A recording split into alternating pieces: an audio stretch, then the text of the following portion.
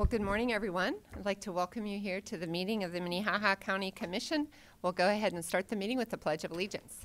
I pledge allegiance to the United States of America and to the republic for which it stands, one nation under God, indivisible, with liberty and justice for all.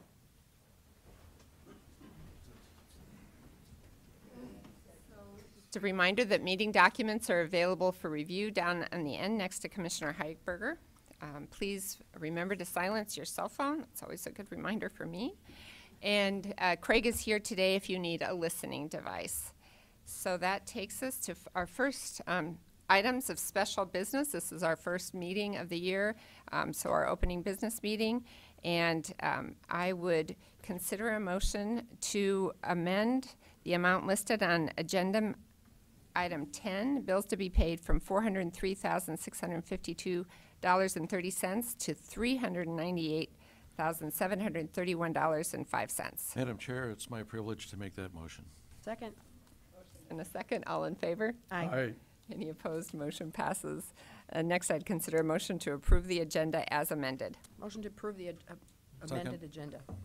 Got a motion and a second, all in favor? Aye. Aye. Any opposed? Motion passes unanimously.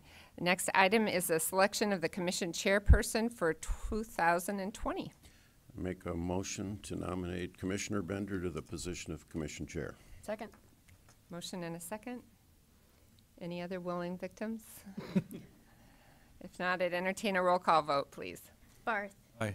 Benega. Aye. Heiberger. Aye. Karski. Aye. Bender. Aye. Motion passes unanimously.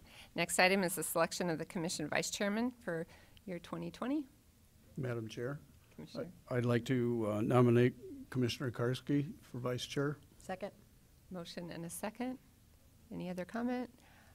All right. Roll call vote, please. Benega. Aye. Heiberger. Aye. Karski. Aye. Barth. Aye. Bender. Aye. Motion passes unanimously. Thank you very much. Next item is the designation of the official county newspaper for year 2020.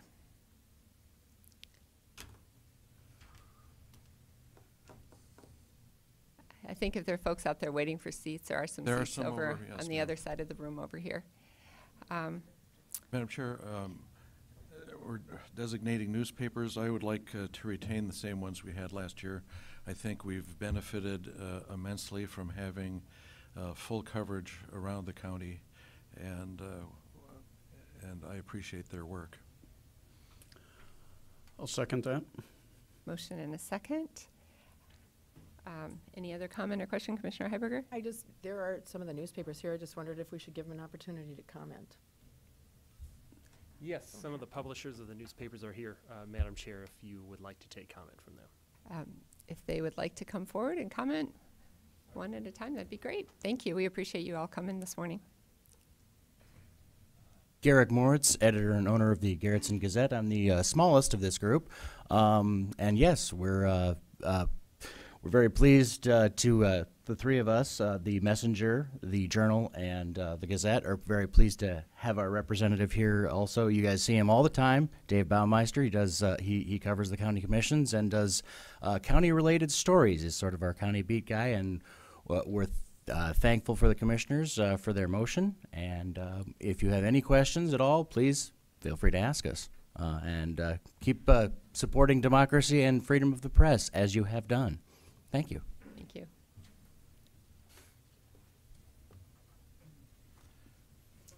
Good morning.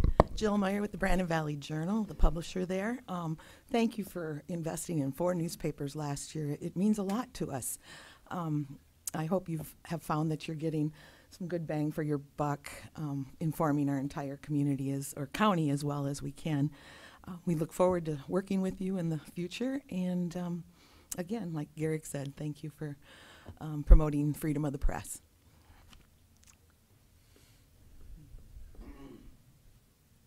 Good morning.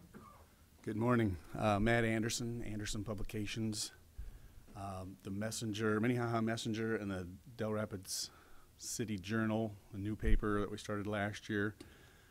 Those have been sold, and Lisa Miller of New Century Press is here representing them, and they will be in good hands, probably better hands than my own. And so I wanted to thank you as well for all the support and everything for the Minnehaha newspapers.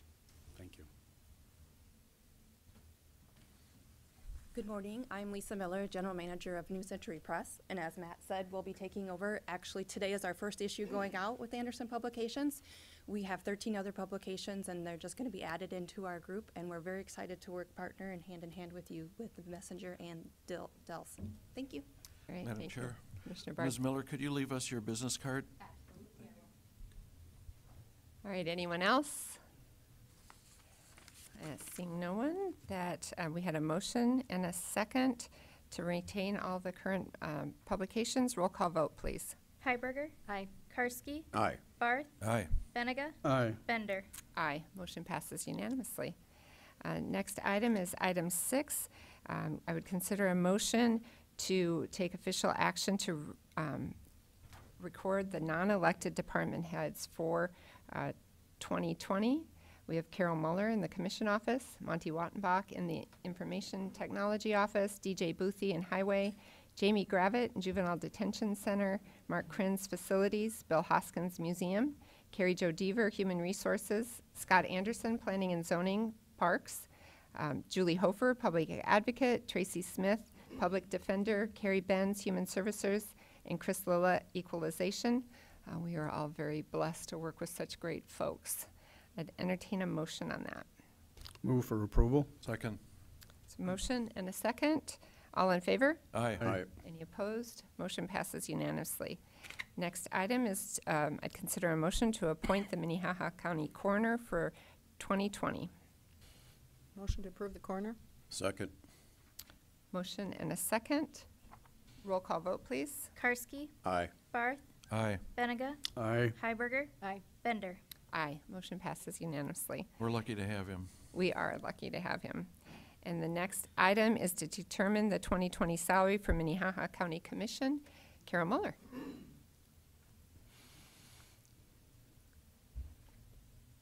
Good morning, Commissioners. Yes, one of the things that you need to do during your organizing meeting, the first meeting of the year, is to set the salary for the county commissioners. If you don't do so, by statute, you revert back to a $7,233 salary that is defined by statute. This year, you were paid $28,100.80. And the people are wondering why that's such an odd number, is because we need to have it divisible for our software system, divisible by 26 in most years. 2020, it needs to be divisible by 27 because of how the calendar dates fall on there. What you've budgeted would be an increase to, let me make sure I find the right number here, an increase to $29,180.60. If you look over the years, I averaged that out between 2014 and 2020. That represents an average salary increase of 1.75% per year as you go all the way across on that. You do pay the chairperson roughly $1,000 a year for their many, many hours that they get to put in for all the planning and administrative work that goes into it. Again, that needs to be divisible by 27 for 2020, and that dollar amount would be $30,240. Thank you. It's always a little bit of awkward conversation here. We have had an opportunity to discuss this a little bit. I'd entertain a motion. Madam Chair, it is a difficult problem, and certainly it's tough for me to try to do the math sitting here on this. So Carol, does the number that you suggested work mathematically? Yes. Well, I guess I would make a motion to approve the number, whatever that was. And I'll second it. And if I could ask a question. Commissioner Karski? And Carrie Deaver, I hate to put you on the spot, but if you don't mind. Carrie's our HR director, and I know that you've done market analysis of, and we try to stay competitive with what's going on around the area. Where would that put us relatively as commissioners to other similar sized counties in the region? And I apologize, I didn't bring those figures, but they're easy enough for me to remember. When you say we try to be competitive, I think you do a wonderful job in trying to be competitive with your other positions. Honestly, you've been very frugal with your own salaries. You're at least $3,000 below the market average. Okay, So we're below. Even with the proposal. Okay, thank you. Commissioner Heiberger? Just a couple just for the public information, we don't get holidays, we don't get holiday pay, we don't get sick pay, we don't take vacation pay, we just take the strict pay that we have. And my other comment was that, Carol, I believe I misheard you, or it's $29,181.60. She said $180. And so just clarifying, since we just said we're approving your amount. Thank that's you an very additional much. dollar. Thank you for correcting on that. The other thing, just to follow up to Commissioner Heiberger, I would add that in Minnehaha County, the commissioners do not receive health benefits, nor are they part of any retirement system. All right, thank you. So we had a motion and a second. Any further comments? If not, roll call vote, please. Arth, Aye. Benega, Aye. Heiberger, Aye. Karski, Aye. Bender. Aye. Motion passes unanimously. Thank you very much. So that takes us to routine business. First item is to approve the Minnehaha County Commission meetings for December 31st, 2019. Motion to approve the minutes? Second. Motion and a second. All in favor? Aye. Aye. Any opposed? Motion passes unanimously. Next item are bills to be paid in the amount of $398,731.05. I was asked to announce that there was an entry on page 7 for a bill to be paid to the Carroll Institute in the amount of $4,921.25. That was stricken to correcting the general fund total on page 2 and the bills to be paid total on page 1 in accordance with the motion made earlier to amend the agenda. That was Madam all. Chair, let's pay those bills. Second. Motion and a second. Any comments, questions? All in favor? Aye. Any opposed? Motion passes unanimously. Thank you.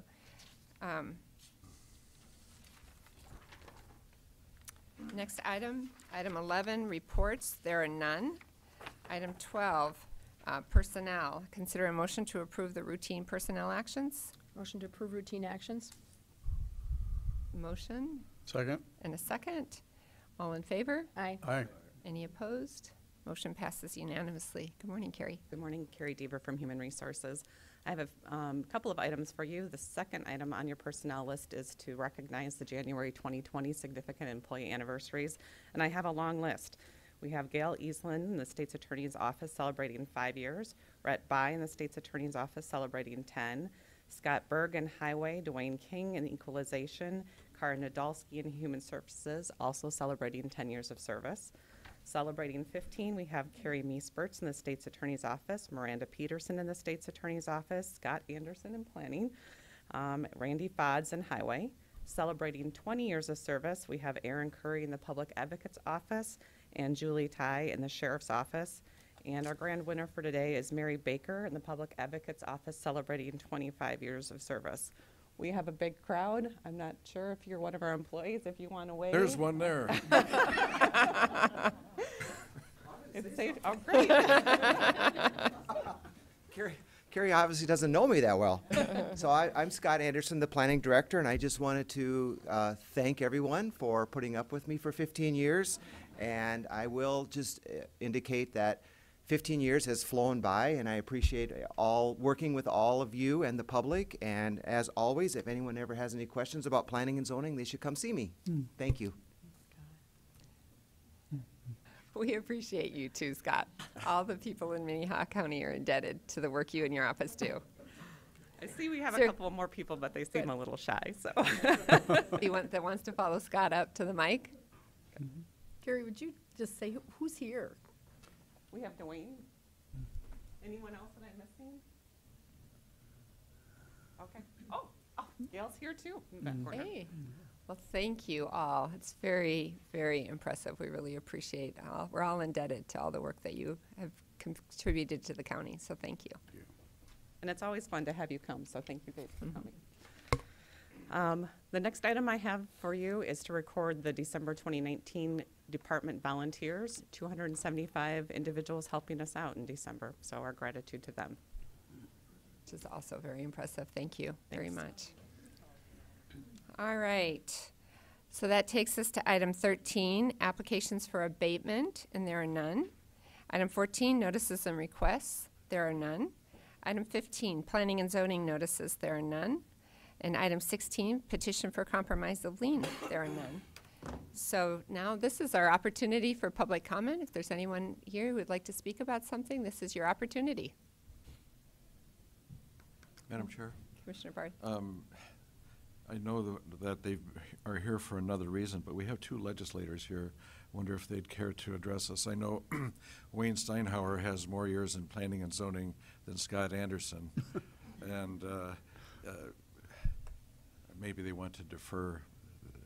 But Word is going to get out. People are going to stop coming to our meetings because Commissioner Barth always calls you out. We do appreciate both of you being here. If you would like to say something, you're welcome. But all right, thank you.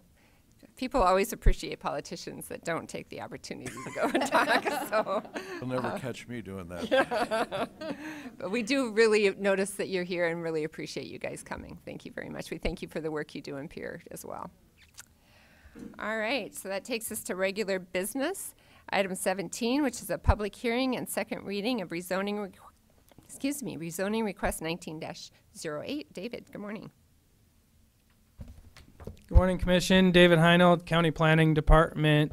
Rezoning -1908 is actually rezone from the A1 Agricultural District to the I-1 Light Industrial District. The property is at 48127 South Dakota Highway 42. It's about 3.5 miles east of Sioux Falls. The property owner is Douglas Odie and Royalwood Farms, and the petitioner has provided a written statement, which I provided to the county commissioners, that he would like to remove his name from the rezoning application, who originally submitted that.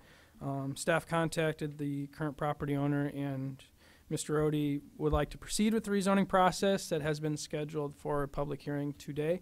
The County Planning Commission heard this item in November at the meeting, and they voted 6-0. Commissioner Odie abstained from the vote to recommend approval of this rezoning.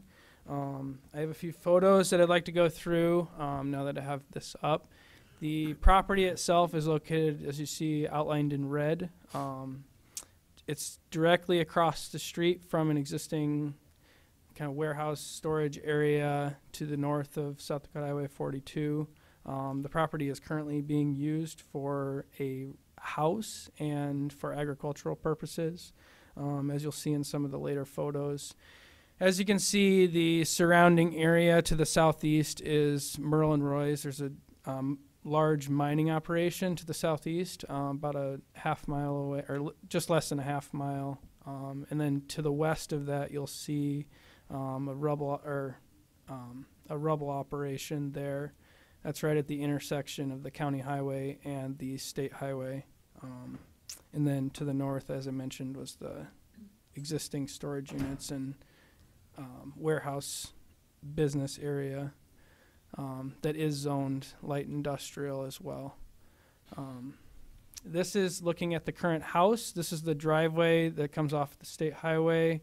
As you can see some of the buildings in the background. You see the barn, you see the silo, and the other buildings. This is looking towards the rubble operation that's, as I mentioned, looking off into the distance past the trees on the petitioner's property.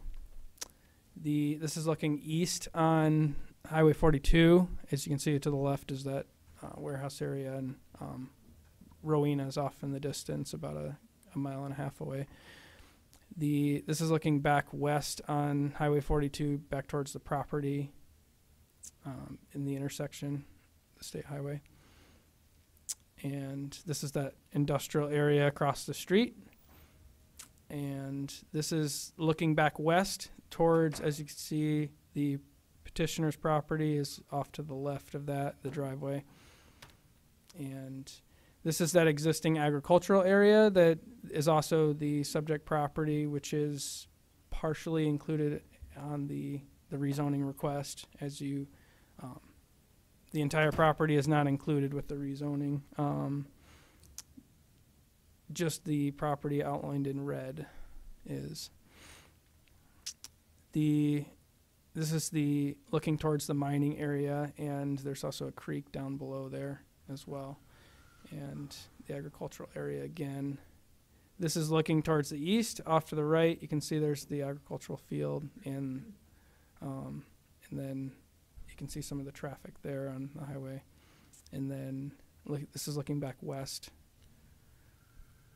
And this is just showing that little creek area that runs through the property, which actually runs a little bit in the portion of the rezoning area.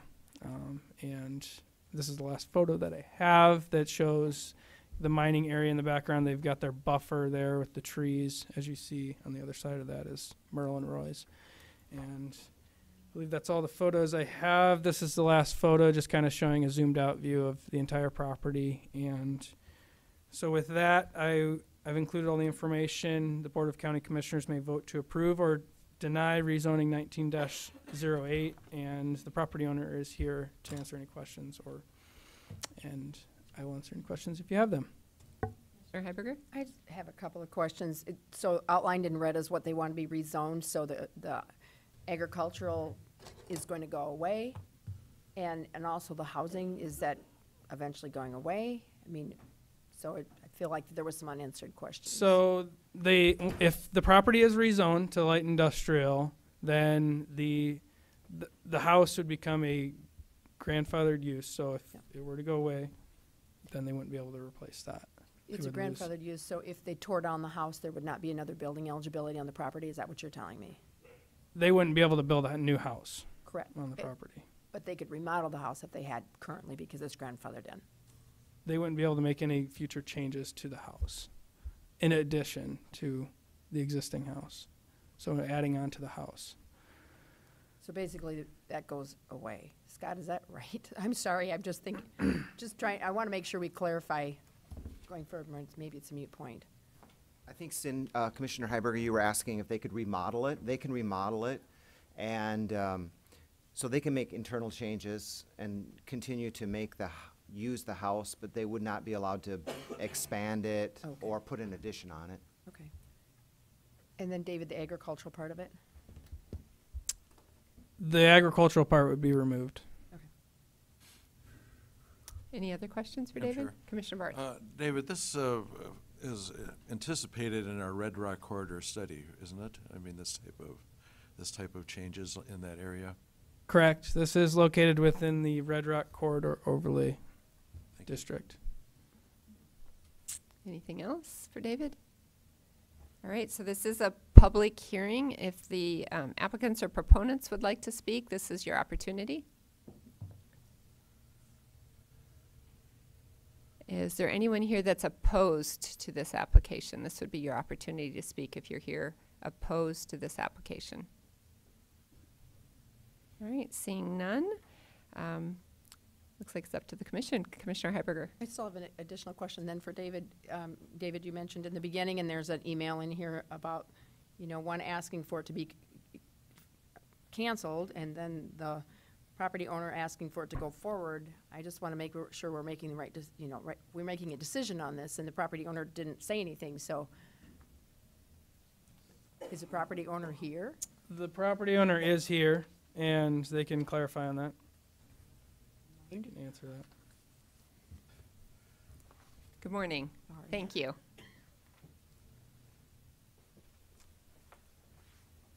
Good morning, Doug Odie, 205 Past Flower Trail, Brandon. Just to let you know, the property has been sold already. So actually I had, a week ago, the 30th of December, we sold the whole entire property. So I have no legal rights to it anymore. So I'm just wondering, we can't go forward with this because he doesn't have a real, that's what I'm asking, is do we have any authority to go forward with rezoning this if he doesn't own it? So that's my question. It's a good question. I'm curious whether somebody from Planning and Zoning has an answer to that good question. I was unaware that Mr. Odie had sold the property at the end of a week ago or whatever, but I guess I will kick it back to the state's attorney's office and ask them. Because this is sort of an interesting situation, because when they applied, he was the owner, but subsequently has sold between the Planning Commission and, well, actually even the first reading. He was the owner back in December when we set the hearing date. Now is the second reading and final adoption. He is no longer, I don't know. I would defer, I guess, to the state's attorney's office. Madam Chair? Yes, thank you. I walked into the meeting as well, anticipating that while the applicant had asked for withdrawing the application, that the property owner, Mr. Odie, I had understood, was still advocating for the change. So if there's a change of ownership, and if that change of ownership has been finalized, I don't think we have an applicant at this point, is the way it sounds to me. I would have a hard time disagreeing with that, honestly. So then procedurally, if we don't have an applicant, do we need to vote to deny? Do we? Based on what the state's attorney has indicated, I would recommend that we basically deny the request without prejudice, which would allow anyone to bring back another application. I think we're going to have to start the process over again to rezone it, and the new property owner is going to have to sign the application indicating they want to move forward with the rezoning. Commissioner Heiberger? I would suggest, and I'm not legal, but that we would take no action, because I feel like by denying it, I think that we just take no action. If there's no motion and there's no second, there is no action. And I think that's cleaner than denying something that we shouldn't be doing in the first place. Commissioner Karski? I would like to see a week to make sure that we're doing the right thing, and my motion is going to be that we defer for 1 week. And the question then becomes, do things have to be reposted? Well, Commissioner Karski, that is probably a prudent move, because that will give the state's attorney time to review it, and maybe the new property owner could just sign the application. I don't know. If the new property owner wants to move forward and have it rezoned, maybe that's an option too. Madam Chair. Commissioner Barth? Scott, if we denied it, then they would have to wait 6 months to apply again, right? Well, I think if you denied it without prejudice, basically Right. saying. How much money is involved in that, Well, the application for a rezoning is $350, and then there'd be some certified mailings that would have to go out. To neighbors within 500 I'm not feet. sure how many people that would be, 10, maybe another $50 and $50 to $100 in mailing costs. This is all fascinating. If we took no action, or if we deferred it until next week, would there'd be new publication requirement? No new publication requirements. Okay. So I'll make a motion to defer for 1 week. Second. Motion and a second. All in favor? Aye. Any opposed? Motion passes. All right. Next item is item 18. It's to consider a resolution in support of the Wall Lake Trail project and the grant funding application submitted by the Friends of Wall Lake Trail for the purposes of constructing the trail. Good morning. Good morning, everybody. My name is Tessa Schwantz, 26526 Lakeview Place, Hartford, South Dakota. I'm here today to, we came here, I think, a couple months ago, and we talked to you guys about potentially being the entity for the grant process for the Wall Lake Trail project. I know we have had a couple of months where we are trying to get organized as far as the actual Legacy Trail Committee and all of that. We have since started a nonprofit organization. It's called the Friends of Wall Lake Nonprofit Organization. It's a 501c3. We have $500 in our account. So we're hoping to, at some point, get some more public and private donations moving forward with that, so that we can hire infrastructure design group to get into the civil engineering aspect of figuring out the exact planning, zoning, infrastructure, engineering that would need to take place in order for the trail to even gain momentum and actually get to the point where we could even do some sort of construction. In order for us to hire infrastructure design group, we have to come up with at least $53,000 in order to get them on board so that we can figure out what all of those dynamics are within the infrastructure aspects. So with that, we're kind of in a position, we can't exactly apply for a grant yet until we have all that information. So once we get all the information, we're hoping that the county will then serve as the grant entity, which we had talked to you guys earlier about, so that we can proceed and hopefully get some grants that would help us out with the funding aspect of the trail. So that's why we're here. That's why you know, we're really hoping that the county would help us out with being the grant entity, just because we are not a municipality. We are not the Friends of Wall Lake 501c3. We don't feel is validated enough in order to be the entity on the grant. So that's where we were hoping that the county would step in and help us out with that. Well, thank you for coming this morning. Are there questions? Just, if I might. Sure, Commissioner Just to Benninger. clarify, have you received an IRS certification on your 501c3, or have you just applied? Jeff Beck, who is the lawyer working with our committee, the Friends of Wall Lake, he has submitted everything that needs to be done through the state, and he's working on that. And yes, yes, we do have a lot of that information. I don't have it with me, but Jeff does have that. And But it's just, you do have the IRS certification that says you are approved? yes, yes. Okay. Yep. Yep. In fact, we're just at the point where we're starting to get the bank account kind of lined up with all of that. And I think those are some of the important papers that you need to even get it validified through even having an account set up with that. So. Okay. Yeah. Any other questions? Commissioner Heiberger. I just have a comment if Okay. we're done with questions. I'm fully supportive of this. I think it's great. It's forward-thinking, and it's great to have citizens that get together and bond together and make it work. I live rural South Dakota or rural Minnehaha County, and so I can see myself using this when I retire from this job and have time to bike again. I do have one comment that I would like us to discuss at a commission, and that is that I would propose that we strike the line that is, and be it further resolved that the commission consent to consider future budget requests by the Friends of the Wall Lake Trail for financial contributions and projects for the annual maintenance of the trail. Not because that's a bad statement, but because we don't have any other nonprofit that we have a resolution with that would specify that in there. We have an application process, and it would be up to this group to apply to every year, because I feel like putting this in here, if you guys forgot to apply one year, that would make us responsible to put it on our schedule. I don't think that that's our responsibility.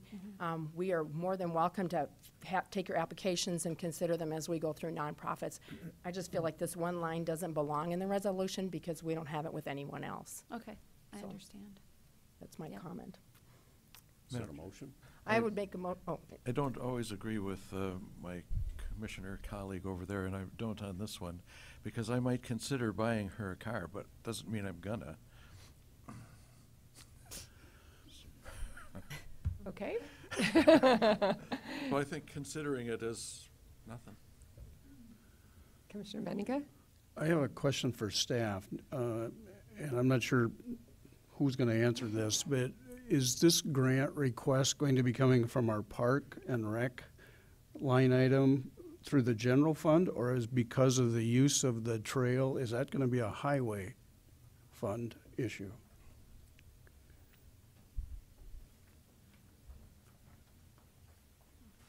Well, Scott Anderson again, County Planning and Parks. I guess I'm not sure if I can answer that, because I think each grant is going to be, you know, potentially, well, certainly unique and individual. It more than likely is going to be run through the auditor's office. They'll do all the monitoring. Which line item it would go through, it more than likely would, I would suppose, be put in the Parks Department budget, but that would be, I think, a discussion that you as a commission could have on which budget you want to put it in for oversight. if I might continue, I think there's much more restrictions in the highway department than the general fund, and frankly, I'm not sure which one it's gonna fit in. They're two separate total business packages, if you will. So it's important that I think we have that clarified. Chairperson? Yes, sorry. Carol Muller, Commission Office. We've done these grants before. They're never assigned to any department because they're in and out. So we just finished one with Southeast Tech, which went through CCOG, and we were the agent of record on that one. That one actually we became the agent of record before I came here, so I'm not quite sure how that process all started.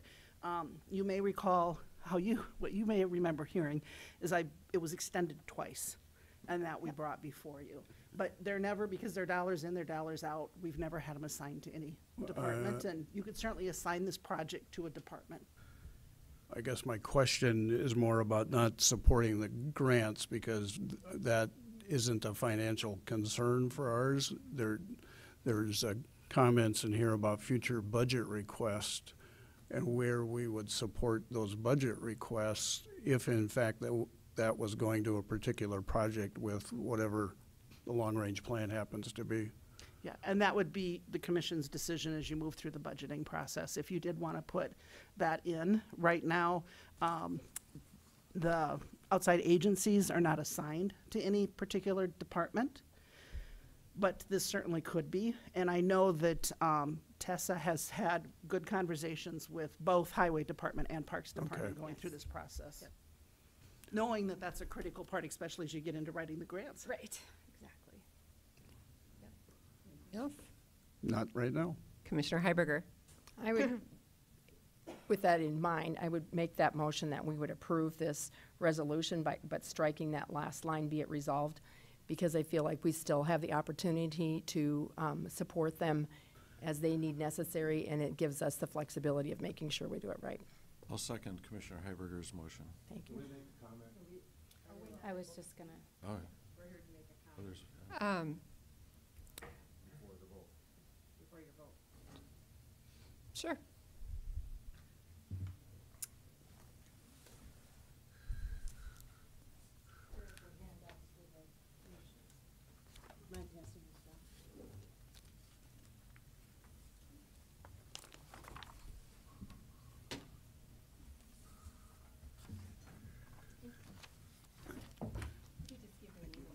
Please. Okay. I'm Peggy Bevere. I live at 46271 Wall Lake Place, which is on the east side of Wall Lake. And I'm here in question of these Wall Lake trails. We really don't know who the Friends of Wall Lake are, because if you look at my report, 47 individuals, homes that live on Wall Lake are not in favor of these trails. And so they have not been asked if they want the trails. They've not been involved in any of the meetings. We've had one meeting, which was October 28th of 2019. And at that meeting, we thought we were going to the meeting to say, yes, we support the trails, or no, we don't. Well, basically, the meeting was to say, this is what we've done so far. We're looking for grants. We worked with the County Parks District. We worked with different people. But none of the residents on Wall Lake were asked, do you want these trails around the lake? The other thing is,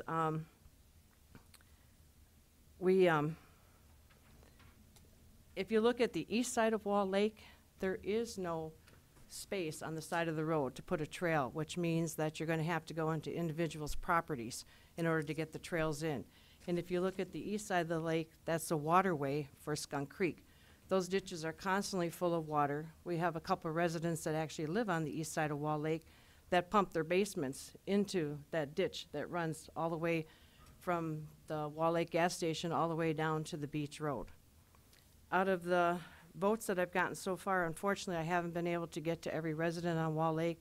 I just mailed some of the letters out on Sunday, and those are to the residents up on the north end of Wall Lake. There's some new homes up there, and I didn't realize that they had locked mailboxes, so I had to actually mail them the letter, so I don't have responses back from those 9 homes. But out of the 10 yes votes that I did get sent to me, if you look on the back of the handout that I gave you, there were stipulations to those yes votes. One was no cost to the Wall Lake residents. They would vote yes if the plans for construction, maintenance, policing, cleanup, additional parking are all funded by grants donations, and fundraising. Another yes vote was 0 cost to the Wall Lake residents. Parking needs to be addressed. Another comment was yes, only if the plans for continued maintenance, parking, and garbage removal are in place by the county. The fourth one is they want to start at the park, not start at Highway 42. The trails on the south side of the road around the beach to the gravel road. And if you look at the plans that were submitted, they were going to put the trails actually on the north side along the beach area, which would involve all of those new homes that are sitting on the lake area. The other comment was we need open discussion of the pros and cons before we proceed, more information on construction and design prior to proceeding, because people feel that living on Wall Lake, we have not had any opportunity for comment. We've had that one meeting that we were invited to. And then another comment was to consult the individuals who built the Hartford bike trails on Highway 38. I had 2 cards that were returned with no name and no address, so I did not count those in my totals that I gave you because I don't know where they live. And in visiting several of the residents that live on Wall Lake, they feel that if Minnehaha County commissioners want to do something for the Wall Lake residents, maybe there should be more involvement in our sewer system out there. Get a centralized sewer system that the county supports and maintains if we're going to spend a lot of money. Or road maintenance. Most of us have no road maintenance out there by the county. No snow removal, no road maintenance, no new gravel. It's all up to the homeowners. The other thing they feel is clean up the lake, remove the algae. Why aren't we dredging the lake if the county wants to get involved in some additional things for the Wall Lake residents? Garbage removal at the beach. Many of the residents that live on the beach side, they're tired of the garbage on the beach. They feel that maybe the county should support somebody cleaning up that beach every night, walking, because the residents are doing it now. And adequate parking for the beach crowd. When that parking lot gets full, those individuals are parking down the gravel road, blocking the farmers to the east, trying to get out of their driveways. They're parking where there's no parking signs. And I know there's been several calls there to the beach for fights and more policing out there. So if we add additional bike trails, how many more people are we going to get out there? And how many more problems are we going to have with garbage removal and parking and policing? And so, like I said, the majority of the residents, 47 residents that live on that lake, have voted no. They do not want that Wall Lake Trail around their homes and around that area. I did have the opportunity this morning to talk to Norduff, who is the primary landowner on the west side of the lake and on the north side. And he said, yes, last week was the first time he heard anything about this Wall Lake project. And he happened to find out because I had talked to Lowell Grave, who actually farms all that farmland around that area. And Lowell Grave said he knew nothing about it, so he called Norduff and told him about it. He lives in the Black Hills now, and he said he has no information about anybody putting a bike trail around all of his farmland. And he'll be back next week in town. So we feel there's been no opportunity for any of the Wall Lake residents to voice an opinion, whether they want the bike trails or whether they don't want the bike trails. And we're all kind of like, who are friends of Wall Lake? Who did you poll? Who did you ask if you want these bike trails? The residents out there have no idea who these people are and why this is going forward when it's going to directly affect the property owners that sit around the Wall Lake area. That's it. So can you explain to us how you did this voting? How did you collect these votes? What I did is I started going door to door. That's the first thing I did, which was almost an impossible task because half of the people weren't at home when I did knock on their door. So then I actually sent out postcards. And on the postcards, I put, are you in favor of the Wall Lake bike trails? No. If you are in favor, yes. Do you have any stipulations as to, what you would like to see done before the bike trails go in? Or just plain, yes, I'm in favor of the bike trails. And I had those postcards mailed back to me. When I got up to the north end of the lake, as I said, I put them in mailboxes, everybody's mailbox. So everybody that had a mailbox on Wall Lake got them.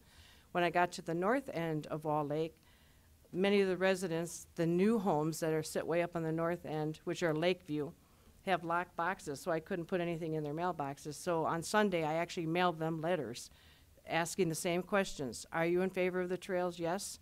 Are you in favor of the trails? Yes, but you have these stipulations if the trails go in, or no, I do not want the trails. I believe there's like 9 residents up there in the new homes, and I have not gotten those back because, of course, I just mailed them on Sunday, so I don't have those back yet. But they were actual cards, postcards, or letters put in every single resident's mailboxes that live around that entire lake.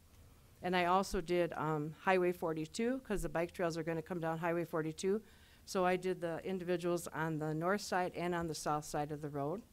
And on the west side of Wall Lake, there's a couple people that built new homes that sit on the west side of the lake, so I also gave them postcards. So I pretty well covered the whole lake area.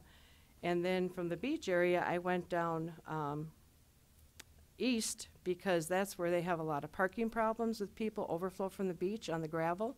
And so I did get 3 of the homes down east on that road, asking about what are your feelings about a Wall Lake bike trail and additional people coming out to the Wall Lake area. And all of those individuals basically said no. They're tired of the garbage in their ditches, they're tired of the parking problems, and they're tired of actually 10 o'clock at night, people speeding down the roads coming off the beach area. That's some of the comments I got from those people. So I either visited them individually, sent them postcards, or sent them letters, and then received those all back in the mail. And I do have those with me if you want to see each individual response. All right, any questions? Is there anyone else here today who wanted to speak on this issue? If you go ahead and come forward if you want. Yeah, just take turns, please.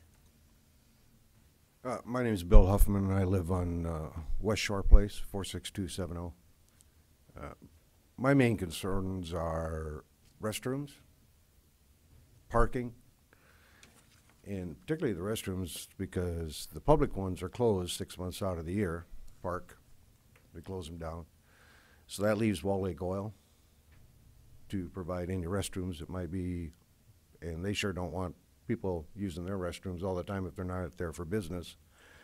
And the other one is an outdoor potty on the west side, where the environmental for the birds and sanctuary and stuff is. And quite frankly, I don't, nobody that where this route is has really been contacted personally on their feelings and how it's going to be maintained in the future and what it's going to cost. Is it big concrete, asphalt, and who's going to take care of it and the mess? Thank you. I think there's one other gentleman that would like to speak.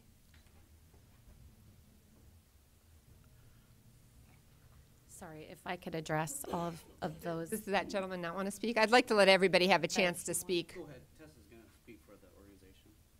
Okay. Go ahead. Okay.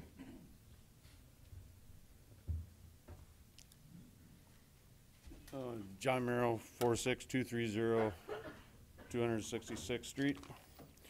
We live adjacent to the boat ramp.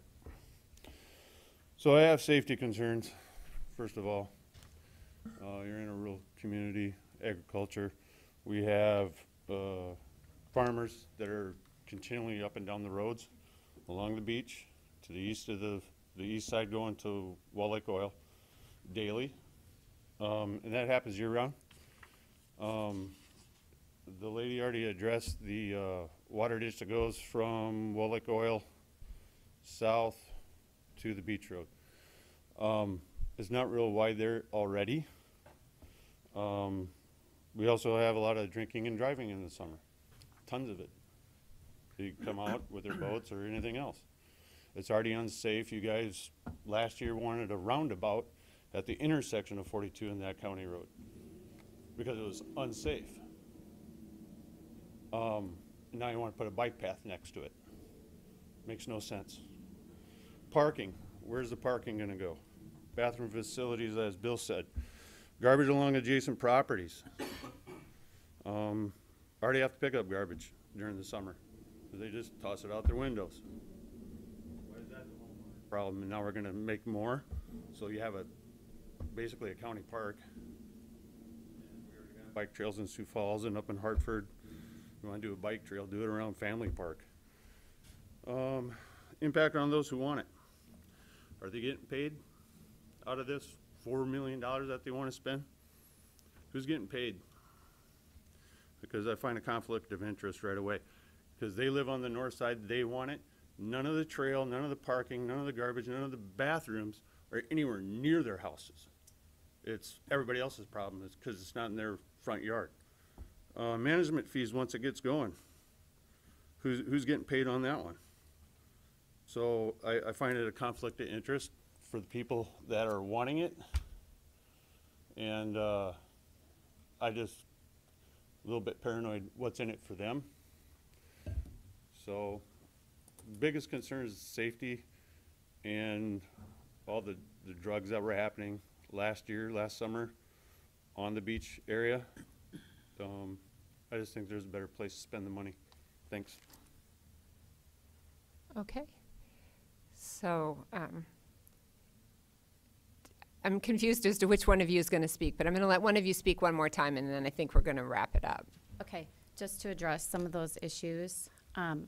As far as a Wall Lake resident myself, I know that they have a lot of concerns and they're validated, which was why we wanted to start the process of having communication and talking and doing public forums. We did send out 214 letters to address a public forum that we had in Hartford, and I don't know how many showed up. I have a number on some of my sheets. I think there was like maybe 30 to 40 people that showed up, but they all did receive flyers within Wall Lake and within a 1 mile radius. I understand the concerns, and we do, as residents ourselves, understand what it would look like moving forward, which is why we wanted to start a conversation and get people talking about some of these issues, which is why we created a committee, a steering committee, a nonprofit. And as far as what's in it for us, there's nothing. There's nothing in it for us. We have taken no money. We've taken no pay. We've been working on this for 2 years. So we really don't have anything that we are really asking for, as far as it's all been donated time. So I just wanted to reiterate that. I don't know if Jada Lang, who is also a Wall Lake resident, would like to come up and say something as well. He was a former director in Watertown for the city parks and rec, and I know he has some information too that maybe he would like to share, if that's okay. If not, it's okay. If he wants to come forward, that'll be fine. Okay.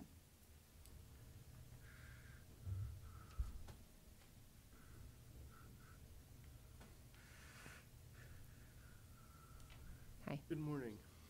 I'm J.D. Lang, 46244 West Shore Place, Hartford, South Dakota. And I became involved, I recently retired from a career in Parks and Recreation. I've spent the last 5 years as director of the Watertown Parks, Recreation, and Forestry Department. And before I ever moved to Wall Lake, I was contacted by Tessa and just asked some questions on trail work that I have done in the past. And so she did not know at that time that I was becoming a resident of Wall Lake, but you know, trails can be very controversial, and there's a lot of things to work out, and we need to get together as a Wall Lake community and work these things out. But you know, in my experience, and I've worked in all kinds of motorized, non-motorized, many different types of trails, and you know, once done, heavily used, very much appreciated by the people. I finished my career in Watertown trying to complete the loop around Lake Compeska. There was about 3.5 miles left to go, and yes, there was controversy, but it is going to work out, and it's all road right away. And I know one comment that was made, and I think the Wall Lake group is very cognizant of that they do not want to bother any of the residents. And I know it was said that on the south side that the trail would be on the north side on the interior. And that would be, we try and move that around to the south side of that south road, so we keep it away from the residents as much as possible. All right, thank you. Thank you. All right. Turn it over to the commissioners. Commissioner Karski. Appreciate everybody's comments and input on this. Obviously, there's a lot of passion about how people feel. It's interesting. I didn't receive anything against this until just today, and I kind of find that somewhat fascinating. I guess I want to give some reassurance that we're not approving the construction of a bike trail around Wall Lake. We're approving the nonprofit the ability to move forward so they can start this discussion, so that they can talk to everybody, so that we can get input, so that your concerns are addressed, whether it be traffic or garbage or bathrooms or whatever. We have to, there's people with a vision, they think it's a great idea, they want to share it with the rest of the community, and I think this is a good way to move forward with this whole process. You know, we can be against anything anywhere, or we can start talking about how to do it right.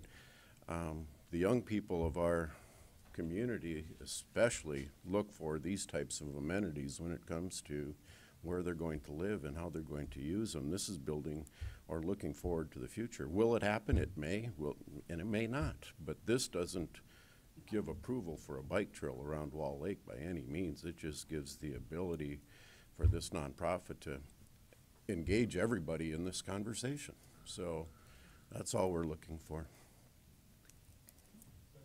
It's opportunity for the commission to talk right now. Thank you. You had your chance. Thank you. Madam Chair? Yes. This is actually a pretty normal type discussion for a planning and zoning issue.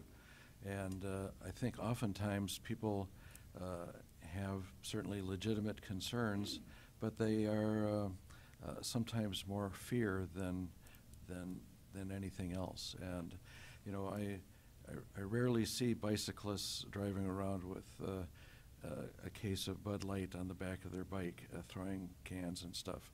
And at the same time, I understand that the beach is a bit of an issue, but it's free. And there are a lot of citizens that can't afford to, you know, go to California or Florida.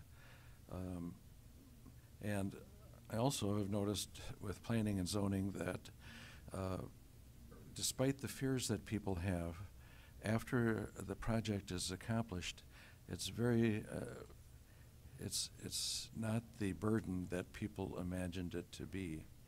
And I've said this many times, you know, it's not zoned museum. Do we want to control things in a positive manner, or are we going to wait till, you know, they build a high-rise apartment on the beach? We don't know what's going to happen, but it's not zoned museum. Things are going to change. This is an opportunity to guide that change. Sioux Falls will encompass this area by the end of this century, and that this may be the last time we have a chance to put in this kind of amenity. Any other comments?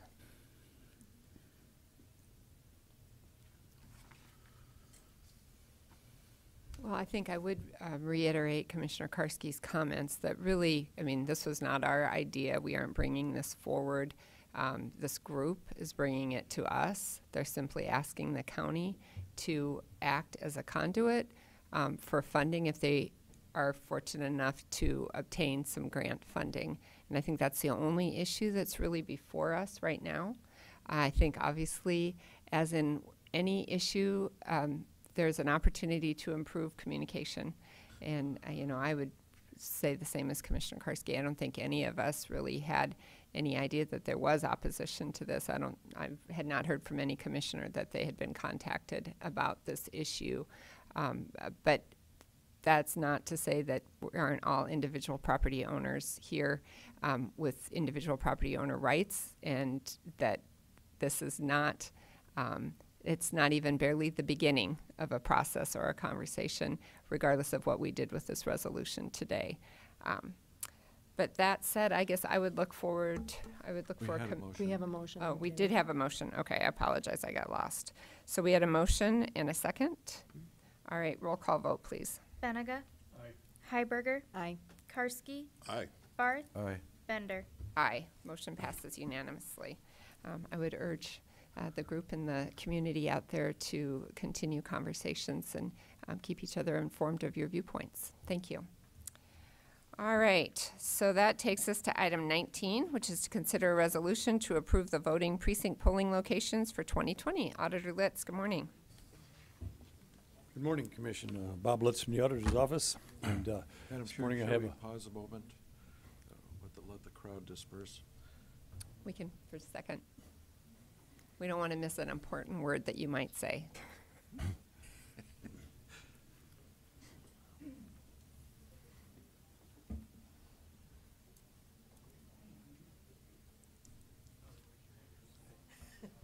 Thank you all for coming this morning. Okay. It's got a compliment on my tie. Not a Viking fan, I take It's it. definitely worth the pause then. Excuse me, I put my glasses on here. I'm OBG, which stands for Old Blind Guy now, so. I have a couple of things here. Two of them need action, and then one of them just informational. The first item that I have up here are the 2020 polling locations in Minnehaha County for the 2020 election cycle. And this year, we had 5 new precincts. We had to get 5 new precincts due to changing circumstances with businesses, ownership, board decisions and stuff like that. The American Legion was one of them. We had the auditorium up at the old school for the deaf. We had to find a new place for that. The VFW down there, we had to find a new place for that. O'Gorman, a longtime precinct, decided not to do it anymore. I'm the First Christian Reformed Church on 26th Street. When we do these precincts, we work with the city. They're our partners, so Tom Greco and I go out and about and check them for appropriateness, for space, for ease of access, and ADA issues. We've got a total of 75 precincts with 68 locations, plus 1 absentee here. Every election cycle will bring this up. And so today, the action that I'm requesting is that you approve the resolution establishing the record of 2020 Minnehaha County designated polling places. I'm available for questions on these. Any questions for Auditor Litz? Motion to approve. Second. Motion and a second. Any other comments? Madam Chair? Commissioner Barth. Bob, are people going to be informed as to? Yes, we send out a card. The city will send out a card to all the voters in those precincts that are changing, and then I'll also send out a card for each one of my elections. So they'll have 3 things in the mail. We'll publicize it as much as we can, get the precincts out there. So yes, they are directly notified. So. Comments or questions?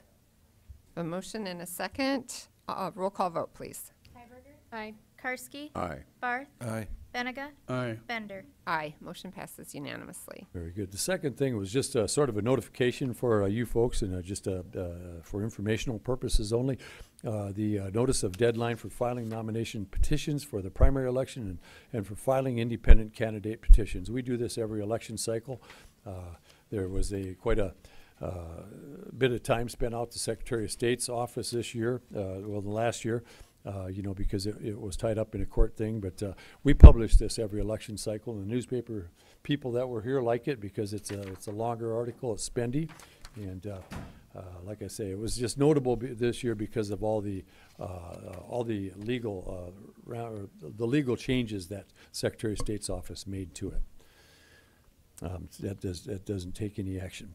The final item that I'd like you to talk about here is the annual review and resolution of election workers' rates of pay.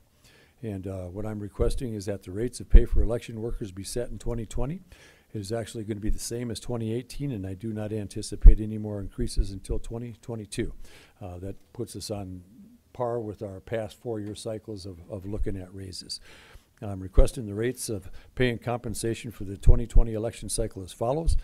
First, the precinct superintendent is paid $180 per election, which works out to about $15 an hour. Number 2, the precinct deputies are paid $150 per election, which is about $12.50 per hour. Number 3, the absentee precinct, counting center, and precinct assistants are paid $12 per hour. The precinct setups, and that's happens the day before the election on the Monday. People go out and spend a couple hours at their precinct setting things up, so it's not so compressed in the next morning when they get there. But we're setting a flat rate of $15 per session for doing that. After the election is over, we have to restore that place to the condition that it was in when we got there. And so we call that the tear down. And so some people that are from the precinct will stay there and get another $15 for putting that place, putting tables away, cleaning up, any lunch things that are going on, just tidying the place back up as we left it. The 6th thing is that a $10 stipend be paid per precinct for the use of personal cell phone, usually the superintendents, when they call down here. The landlines are becoming less and less available. A lot of times on election day, which is on a Tuesday, if there is a landline at a church or something, there might not be anybody there and it's locked up in an office. So to have that cell phone, and take care of somebody for the use of that cell phone is an important thing. Election school, I hold a dozen sessions of election school in 1 week. And I'd like to, the election school attendees be paid $15 per session.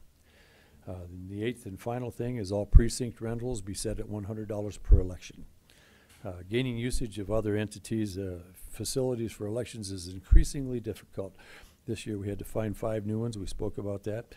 On election day, people in and out affects the air quality. Tracks in dirt usually requires somebody to come in early, a.m. and later in the evening to unlock and lock the facility. The stipend helps offset those costs. The action requested today is to approve the resolution of rates of pay and facility rentals for the 2020 election cycle. Cool. Yes, it is. Any comments or questions? Will you have more employees this year than last year then with the changes in precincts? Or election workers? Well, I still have 71 precincts. There'll be 66 locations, so we'll have for the primary approximately 3 people for each one of them, and then for the general election I'll have 5 or more people.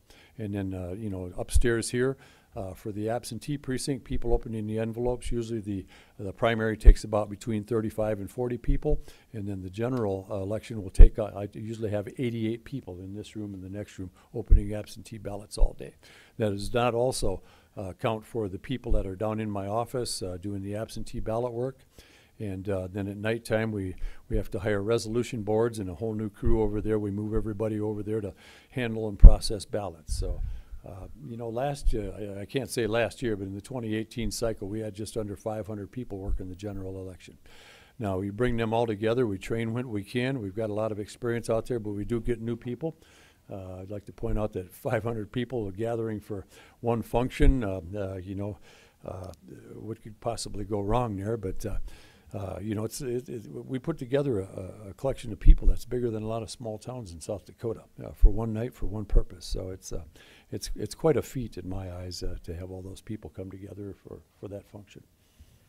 So will I hire more? We'll have to wait and see how that absentee ballot turnout winds up looking like, and that would kind of be an indicator of how many ballots are going to come out on election day for the election. So the answer is I'll wait and see. Commissioner Benninga. Well, I support Bob's, I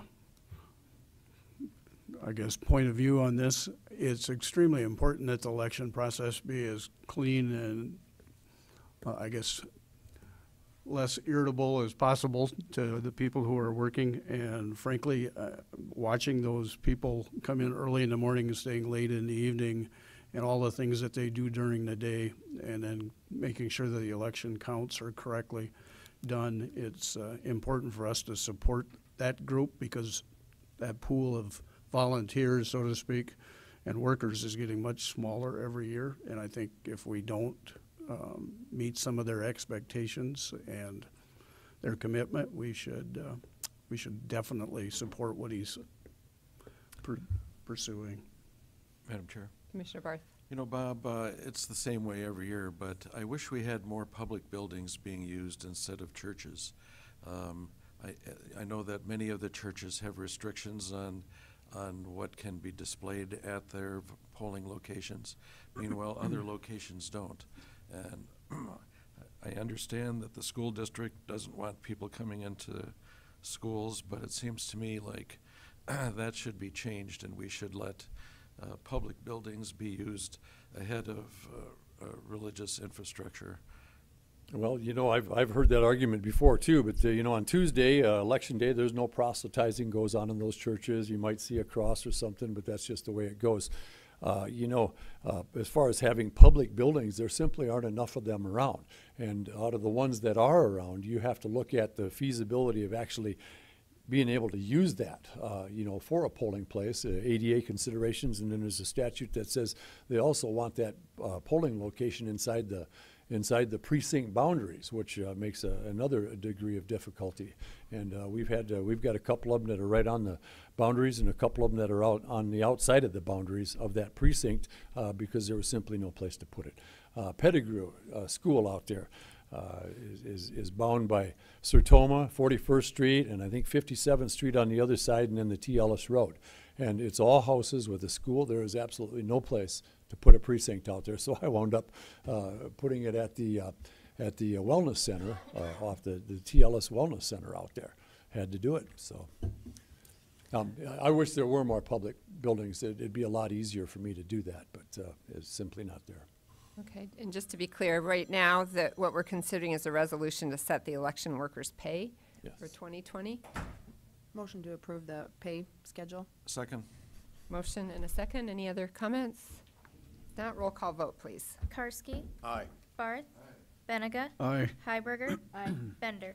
Aye. Motion passes unanimously. Thank you, Commission. Thank you. So that takes us to item 22, which is to consider a motion to appoint candidates Jerry Beckler and Roger Buechler to a 3-year term on the Sioux Land Heritage Museum Board. I apologize if I butchered either of those names. I think you did a good job. All right, thank you. Bill Hoskins, Director of the Siouxland Heritage Museums. Commissioners, the Siouxland Heritage Museums Board was set up through the Joint Cooperative Agreement in 1974. There are 11 members. The County Commission appoints 4 citizen members of the board. We have 2 vacancies, and the positions have been advertised through the commission office and through the museum's newsletter. And we had 2 applicants. Jerry Beckler, a former school teacher who's served on other community boards. Roger Buechler, who's worked with the National Guard in the banking and marketing industry, who's also had board experience in the community as well. I think both would be good candidates. And it is for a 3-year term on the museum board. Any comments or questions, Commissioner Karski? You had 2 applicants for the 2 positions? Yes. Okay, I didn't know. They seem to be very, very qualified applicants, and appreciate their interest. I didn't know if we had half a dozen and you vet them down to 2, or how that process worked. If they know Bill, do they get the job? You know, doesn't work that way. At this time. Commissioner Heiberger. I don't know both of them, but I do know Jerry Beckler. I've known him for over 40 years, so he'd be a great candidate for this. And with that, I would make a motion to approve both of them for the board. Second. Motion and a second. Any other comments? If not, roll call vote, please. Barth. Aye. Benega. Heiberger. Aye. Karski. Aye. Bender. Aye. Motion passes unanimously. Thank you to both of those gentlemen for their willingness to serve. So that takes us to item 23, which is consider a motion to appoint 2 candidates to a 5-year term on the Planning Commission. Scott Anderson. Thank you, Scott, Planning Department again. And we had 2 planning commissioners' terms who expired. Their terms expired in 2019, and I worked with the commission office, and we published a hearing notice in the local papers and solicited interest from the community, anyone that would like to serve. We received 3 applications for 2 positions, and those names of those that have applied were Doug Odie and Ryan Vanderbleet. They are the existing planning commissioners and are seeking reappointment. And then we had a 3rd person that expressed interest, who is a community member, Daniel Glameyer. And I contacted all of them and either talked to them in person or left messages on their voicemails indicating that there'd be consideration today in front of the county commission, and invited them to attend if they so desired. And Doug Odie is here, and I'd be glad to answer any questions, but I would ask that you appoint 2 of those of the 3 that applied to a 5-year term as a planning commissioner. All right, well, thank you. Madam Chair. Yes, Commissioner Obviously, Park. I know the 2 incumbents. Mr. Glameyer is here as well. I had never met him, but I did leave a message, and he's here. Okay, thank you. We should probably have him say something unless he doesn't want to. Yeah. Because I don't know him at all. I think any of the candidates that are here, the applicants, if you'd like to come forward and tell us a little bit about yourself, this would be your opportunity. Good morning. Morning.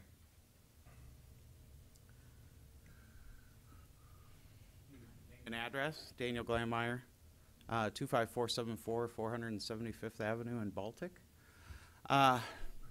I guess I'm currently a builder. I own Glameyer Enterprises, also known by Glameyer Homes, here in Sioux Falls. So for about the past 5 years, I've been building homes in Sioux Falls and all throughout the surrounding area. A lot in Minnehaha County and a lot in Lincoln County. And so that background is what piques my interest in joining the planning and zoning commission. Prior to being in building houses, believe it or not, I was actually in banking. I spent 13 years in banking. I was an assistant vice president and ultimately a vice president of TCF Bank when they were here for their very short stint here in Sioux Falls. I did leave TCF shortly before they kind of hauled off everything out of Sioux Falls and started building houses full time. I absolutely love it.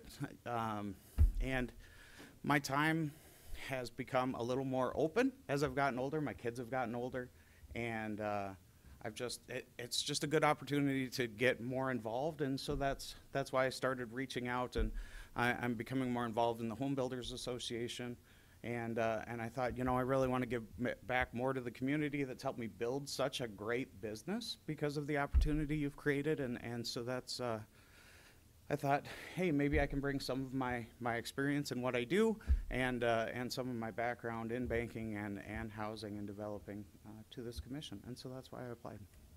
All right, thank you very much. Thank you for coming this morning.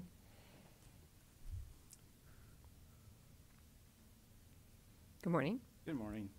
Doug Odie, 205 Pass Flower Trail, Brandon. I have been a lifetime resident of Minnehaha County. Split Rock Township is where our farm is. I think it's important that that we do have a voice in the southeast corner of the county. There are it's a big growth area, but there is still a lot of agriculture that goes on out there, and everybody needs to have a voice. And I know when we have stuff that comes up on the agenda, I know many things can be very emotional for the people that are seeking to have a plan approved, but we all have to sit back and take a good look and see if it all fits well.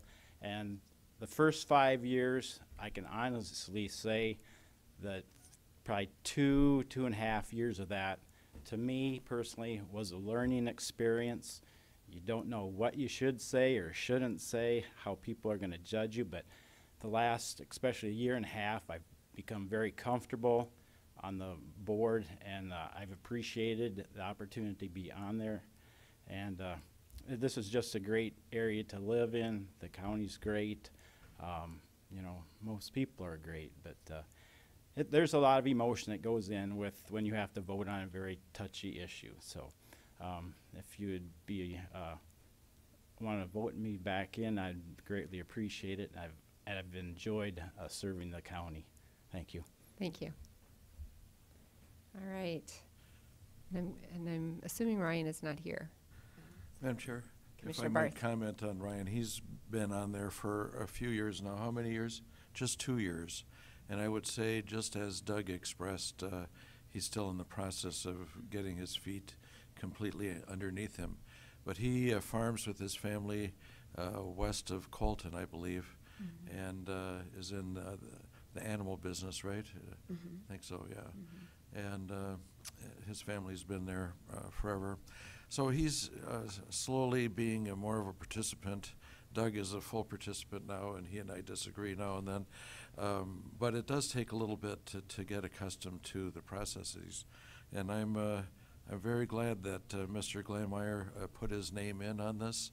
And I hope, maybe in 3 years he'll run for my position. But we need citizens to serve on these boards.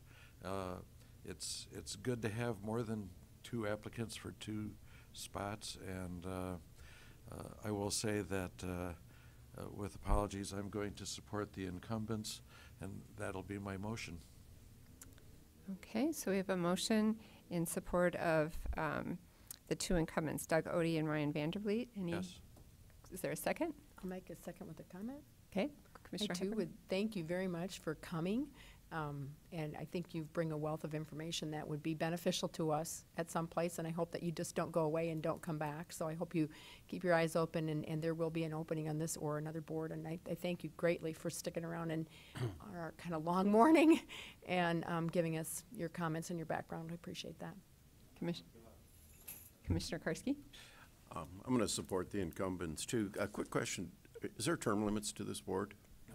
Okay, because Jeff's been there a long time. So. I think Wayne Steinhauer was there for over 20 years. Okay, okay.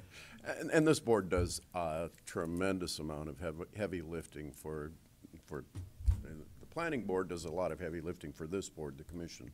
And so much appreciate what you do, and you guys are looking at our rural citizens for almost exclusively with what you do. So appreciate your work and efforts there, and I will support the incumbents. All right. Anything else? So we have a motion and a second. Roll call vote, please. Benega? Aye. Heiberger? Aye. Karski? Aye. Barth? Aye. Bender? Aye. Motion passes unanimously. Thanks to all of you. That takes us to item 24, which is to authorize the chairperson to sign the 2020 IBC housing contract between Minnehaha County and Carroll Institute. Carrie Benz, good morning. Good morning. Good morning, Commission. Carrie Benz, Human Services. So before you is a contract that you are well acquainted with. It's the contract for our housing agreement with Carroll Institute and their New Horizons program, which is basically their low-intensity, short-term residential program that the county has utilized in conjunction with our detox unit to shortly and temporarily house individuals that are waiting for court-ordered treatment. And so this contract, if you're agreeable, would begin today and run through 2020. The significant difference from for this contract compared to last year is we have typically reserved, we started out at 4 beds when we started in this agreement back in 2012. However, over the course of time, through process change, through placement change, and availability, we now this year are looking to have just a flat rate of $78.54 per day per bed if we need that bed. And so there aren't any beds that we are just automatically paying for on an ongoing basis for the year, even if they're not filled. So in 2019, our average bed usage was 0.4. So obviously our need for those services has diminished.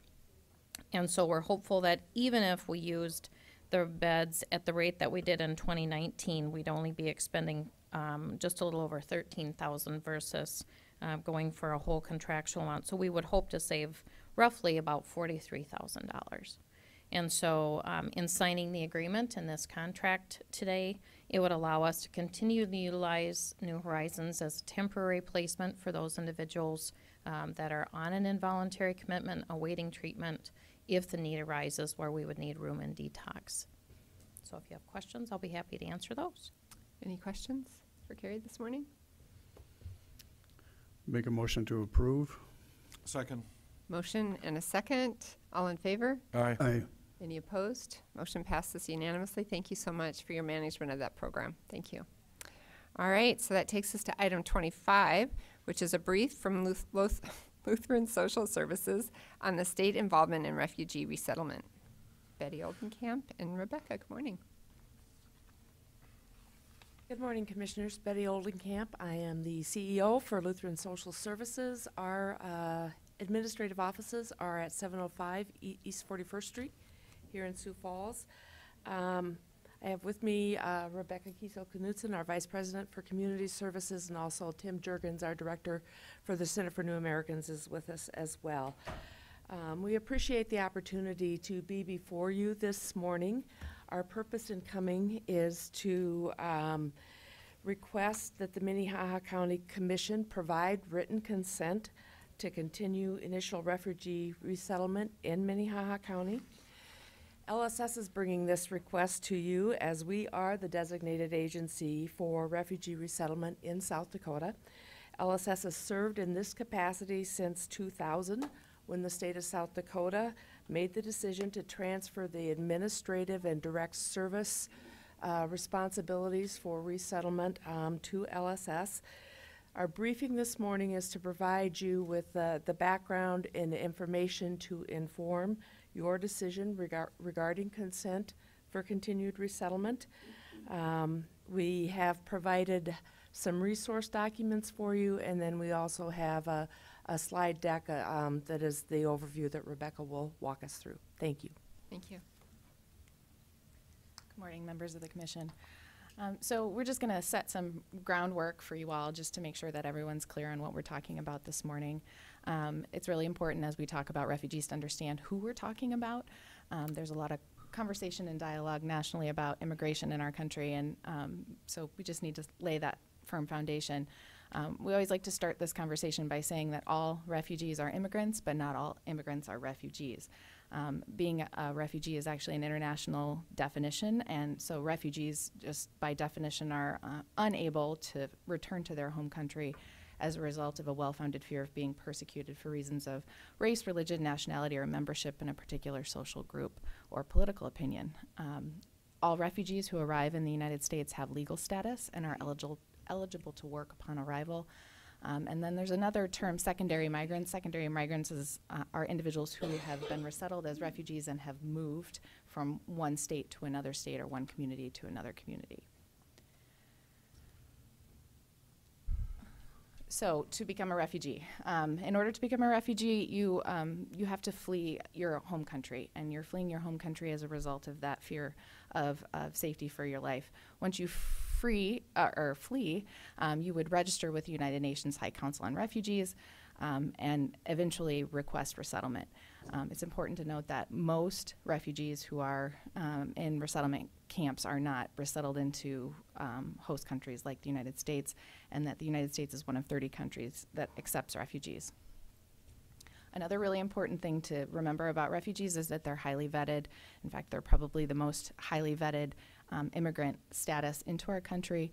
The entire process for screening refugees takes between 18 months and 2 years, involves a whole host of federal agencies, and is always being reviewed at the federal level to make sure that it's sound and that we're getting what we expect from the individuals who are resettled.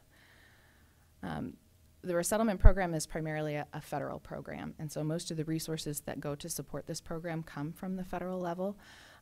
It's the President of the United States who determines what that national determination is, what they call it, in terms of the number of refugees who the United States will accept. So in fiscal year 20, which is the federal fiscal year that just started, the President has set that determination at 18,000 individuals.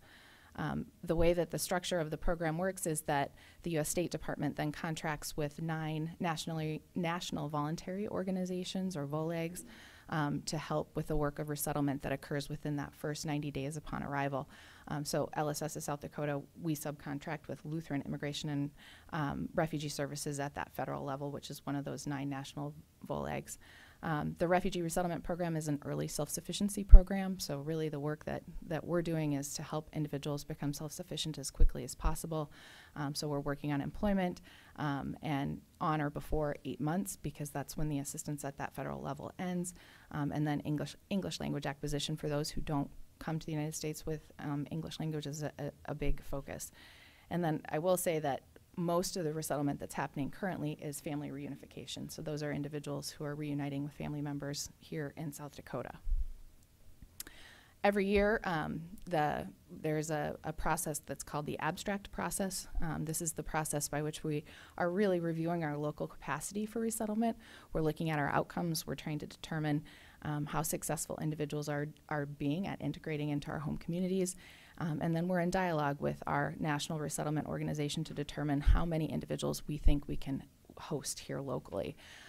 We have an advisory board that meets monthly. That advisory board is comprised of individuals who would interact with refugees in our community. So that would be law enforcement, schools, social services, county government, city government. And that group meets to review the abstract, also meets to have any dialogue that there might need to be about individual cases that may come up throughout the year. There are a couple of charts that we want to share with you today. This is a 10-year history of resettlement at the federal level. So this tells you how many refugees have arrived in the United States as a whole. As you can see, as you move toward 2019, the trend is that the numbers of individuals who are being accepted into the United States is decreasing under the current administration. This next slide shows arrivals into South Dakota directly. And again, because who we get in South Dakota is going to be determined based on who the United States accepts as a whole. That same trend that you see at that federal level is occurring here in South Dakota. There are a number of different structures relative to resettlement and how this operates nationally. We are one of a state that's called a replacement designee status. What that means is that as a private entity, we're responsible for resettlement as opposed to a state government being responsible for resettlement. So we are the sole resettlement agency, and what that means is that anybody who arrives in the state of South Dakota who has refugee status and is under 5 years within country, we have an obligation to serve, regardless of where they are. And so primarily our primary office is here in Sioux Falls, but we do maintain a staff presence in both Aberdeen and Huron to help support local communities with arrivals there. Our role as the resettlement agency is that early self-sufficiency. So what we're doing is setting up housing for individuals who are arriving so that they can get off the plane and go to a furnished apartment that has basic household items that are determined at that federal level in terms of what they would receive. We're helping to set up immunizations and health screenings with our public health entities, helping enroll children into schools. So approximately half of the arrivals into South Dakota are under the age of 18, so would be integrating into our schools as well. The federal government provides support for up to 8 months or until an individual attains employment. So really our focus right away is trying to develop an employment plan, identify what kinds of skills and abilities that new arrival has that if they're an employable adult, and try to connect them with employment. And then we are available. A common misnomer is that we're only involved in the first 90 days, but as the resettlement agency, we work with individuals for at least up to 5 years, and they're eligible for case management and ongoing assistance during that time frame. We're very proud of the work that we do as a resettlement agency, and one of the things that we're proud of is that we have really great outcomes. South Dakota is a very welcoming state. We have a great employment environment, and we feel that our outcomes demonstrate that. So we have on this slide some of the outcomes from fiscal year 19, which is our fiscal year. 91% of those who arrived were in self-sufficient households within 8 months upon arrival. Their average starting wage was $12.86 per hour. 98% of employed adults had access to benefits, and 94% of those adults who secured employment maintained that employment for 90 days. Another thing that often comes up as individuals are thinking about the resettlement program is what's the impact on our communities.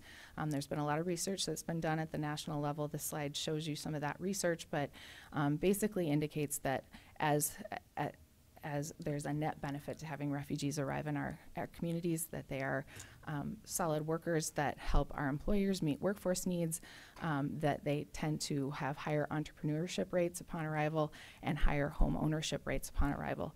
So definitely has a positive gain for our communities. We're here today to ask for consent. You've never seen me here talk about consent before, so this is a change for us.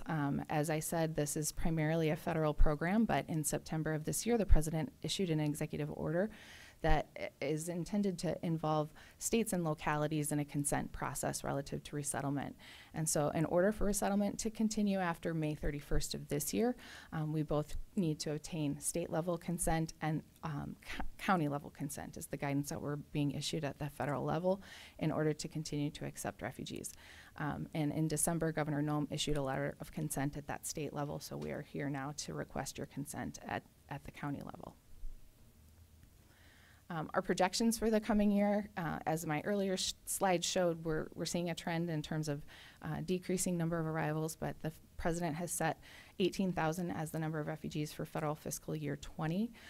What that means for us here in South Dakota is we would expect between 60 and 100 arrivals.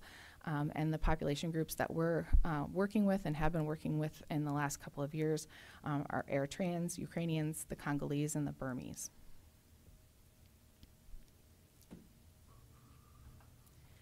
With that, I would entertain any questions that the Commission has. Yes. Commissioner Heiberger? Thank you for the presentation, and it's not, it was a good comment that there's a difference between refugees and immigrants. Immigrants, I'm sorry, no, I forgot it. But yes, I was aware of that. So projections are, you project maybe 100 arrivals into the state of South Dakota for next year. So how many, in this last year came and were placed in Minnehaha County specifically? So currently, all arrivals are arriving into Sioux Falls currently. We have a small number of cases who are then moving to Aberdeen or into Huron, which is why we provide some staff support, but that's a relatively smaller number compared to the overall number. So this last year, we maybe settled 90 people in Minnehaha County. If we go back to this slide here, so in federal fiscal year 2019, which would be the fiscal year that ended in September of 19, there were 130 individuals were settled into the state of South Dakota.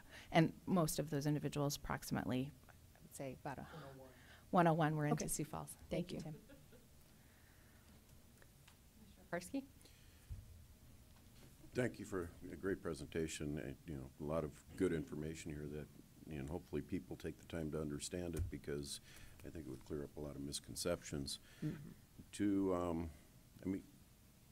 We're the local government, but you talk about Huron and Aberdeen, so Beadle and Brown County, do they have anything that they have to do to approve this? Any community where resettlement occurs would need local consent. So yes, Huron and Aberdeen would both be areas that we would need to seek consent if there were to be arrivals into those communities. And they probably haven't taken any action yet. We have focused right now on the state level consent, and obviously because the large majority of our arrivals are into Sioux Falls, we are coming here first. Okay. And I guess my second question, kind of in relation to what Commissioner Heiberger was asking, it'd be nice to tie a number to what we're talking about. I know Burleigh County in North Dakota did that. They said they're going to accept what they accepted in the past. Can you comment on that? Thank you, Commissioner Karski. In your packet, you will see the executive order. One of the other pieces that has come as we've worked to understand this is the consent has to be without condition, is the language on it. I don't know how the Burleigh County decision is going to be perceived in terms of when that's reviewed to see if that's adequate, but it says without condition within that, so you can't restrict. We only want people from the Ukraine. But, I mean, without, if I may, you only have so much capacity. Yes, and that is the consultation process as part of the abstract for us to say, in working with the community, what is the capacity? And so we do establish a targeted number in that process. It is not in and of itself a firm ceiling. Even if you read the executive order, the department, even if the governor and a locality says no, the Department of State still has the ability to place people. So this is new territory totally for us. I just don't know what the perception will be at the federal level if there is a cap placed in the written consent until we have some experience with this. Right now, as Rebecca said, our anticipation is 60 to 100, with 130 the year we just ended. Our max year, up in the 500 range, and so. Okay. Thank you. Other questions or comments? Commissioner Bennigan. I would just make the comment that I've had the opportunity to talk to some employers who have worked with the program, and it's amazing to me to listen to the vetting process and how long that takes and what they go through. And then the employer's response is that these are some of the best entry-level employees that they've ever had. So I admire the work that you do, and frankly, if that process was in effect when we were talking about Norwegians and Germans, none of us would be here today. So I appreciate what you're doing. Barth. I think all of us become a little immune to the numbers that we see. I read The Economist magazine, and I've read about the issues in Burma. I know about Eritrea, etc. And there's going to be other countries in a similar sense. But when 100,000 or 400,000 people are murdered or raped, it's just a big number. When you see a koala bear on fire on TV, that really is rough. But that's what's happening. And if we shut the door on these people, they're going to be on fire. They're going to be murdered.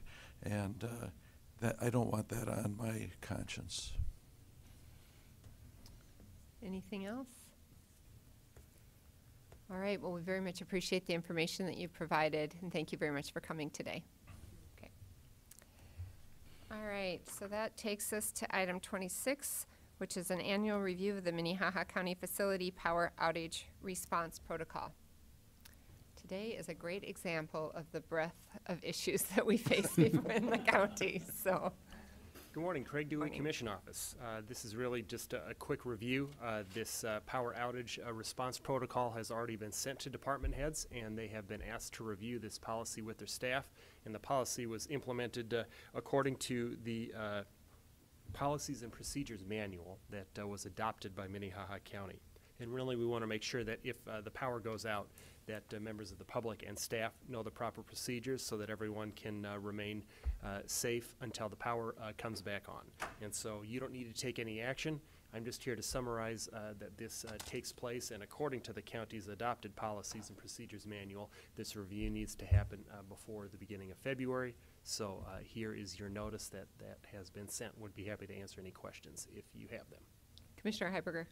Just a comment that this was revised in 2011, and I think we actually might have had a power outage or something that said, hey, we need to look at this and update it, and it's, I think they did a really good job in 2011 of looking at all of the issues in the building, and I think it's great to look at it again and make sure that it's not falling by the wayside.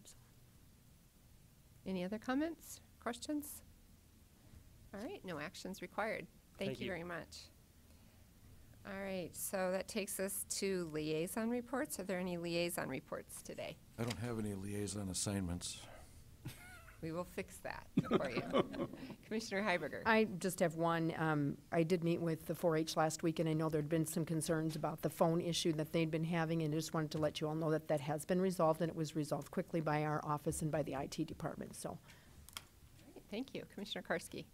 Last night, yesterday afternoon from 3:30 to 5 o'clock, the executive, we don't have a board formally yet, I guess, of triage, but met with the mayor and the presidents of Avera and Sanford, and a lot of attorneys and support staff, and we had a 90-minute meeting, and we're going to formally organize the end of the month, and there will be some press releases and formal signing of a document saying that we're moving forward, and yeah, it's a lot of good stuff going on there. I wish I could give you, blow by blow of the entire meeting. Great questions, and liking what I'm seeing. Great, good. Thank you for that update. So, anything else? Any other liaison reports? Old business? Any old business? Any new business? All right, I'd entertain a motion to recess the Minnehaha County Commission meeting. So moved. Second. Motion and a second. All in favor? Aye. Aye. Any opposed? Motion passes. We'll take about a 10-minute recess, and we'll reconvene into executive session.